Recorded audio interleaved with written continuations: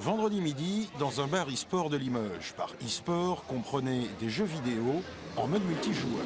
Pas une console de disponible. Le lycée voisin vient ici passer sa pause déjeuner. Tous accros les ados? À les entendre, pas forcément.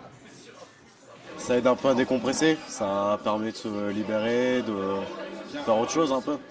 C'est quelque chose qui regroupe aussi. Hein. Ouais. Faut pas voir ça comme quelque chose qui désociabilise là, parce que là c'est du jeu en local, donc du coup on peut vraiment, on peut vraiment discuter. Tu passes beaucoup de temps aux jeux vidéo? Bon, non, pas trop. 1 heure, 2 heures. Pas beaucoup. Et les jeunes ne sont pas les seuls concernés. Le soir, ce sont d'autres gamers, d'autres joueurs qui viennent ici se retrouver. Le soir, ça va être plus voilà, du jeune actif, 30 ans. Niveau de l'âge, je dirais 18-35 ans. Tout le monde joue. Près de la moitié de la population en France, même les filles, à peine moins d'un joueur sur deux. Et loin des clichés, l'âge moyen du gamer est chez nous de 35 ans. Confirmation dans ce magasin où il n'existe plus vraiment de client type. Qui achète du jeu vidéo? Un peu tout le monde, c'est beaucoup les parents avant tout, hein, pour les plus jeunes. Après, on a beaucoup d'ados maintenant qui viennent avec leurs petites cartes, qui font eux-mêmes leurs petites courses. Et après, voilà, ça dépend quel jeu vidéo. On a aussi du rétro gaming, et là, c'est vraiment clientèle de mon âge, quoi, la quarantaine, on va dire, un peu plus, un peu moins. On remarque que la clientèle se féminise de plus en plus. On a beaucoup de filles maintenant qui achètent des consoles et qui jouent, des gameuses. Universel, le jeu vidéo plaît donc et n'est pas sans avantage. On lui reconnaît ainsi certaines vertus en termes de capacité psychomotrice, d'acuité visuelle et de développement de l'imaginaire.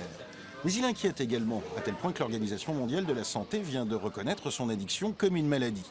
Au centre hospitalier Esquirol à Limoges, on s'est penché sur le sujet dès 2013 et certaines pratiques alarment. Ça peut être au détriment de sa santé, ça peut être aussi l'addiction, si le joueur ne s'arrête, il est dans une sorte d'état de manque plutôt psychologique. Hein. Il y a une envie irrépressible et s'il ne joue pas, il ne peut plus avoir des actes habituels. Ça peut être aussi au détriment d'autres sources de plaisir. S'ajoute aussi un problème de perception de la réalité. Les jeux sont de plus en plus violents. Normalement classifiés par une norme appelée PEGI, guerre respectée, ils peuvent impacter les plus jeunes. Il y a aussi tout ce qui est contenu dans le jeu en termes de discours, de propos plus ou moins racistes ou de violence.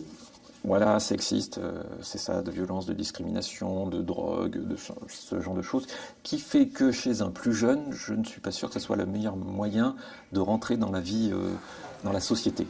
S'il n'est pas à stigmatiser, il en va du jeu vidéo comme beaucoup d'autres choses. Il est à consommer avec modération pour que même joueur joue encore. Sinon, ce sera game over.